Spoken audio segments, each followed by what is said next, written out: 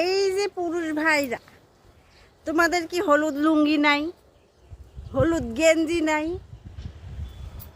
হলুদ পায়জামা নাই, হলুদ মাফলার নাই? দেখো আমরা বুড়ি সুড়ি যা আছে সব নাচতে পারি না পারি, আমরা হলুদ শাড়ি পরি ভাইরাসের মতো নাচা শুরু করে দিচ্ছি। একজনের দেখে আরেকজন নাচতেছে, আরেকজনের দেখে, মানে মিস হওয়া যাবে না ট্রেন্ডিং ব্যাপারটা, বুঝছেন না?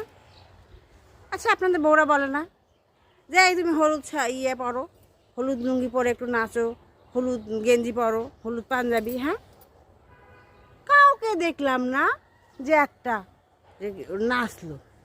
কেন, নাচ কি যে শুধু মেয়েরাই নাচবে?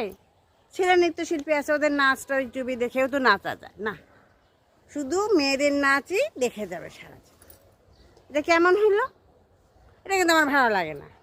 এটা হলো আমার ভাইদের জন্য আমার একটা বার্তা বিশেষ, যে প্রত্যেক বছর যখন যেটা হবে পয়লা বৈশাখ বা ফাল্গুন, তখন ট্রেন্ডিংয়ে সবাই যে নাচটা নাচবে, যে না গানটা গাবে, সেটাই আপনারাও করবেন, বুঝছেন?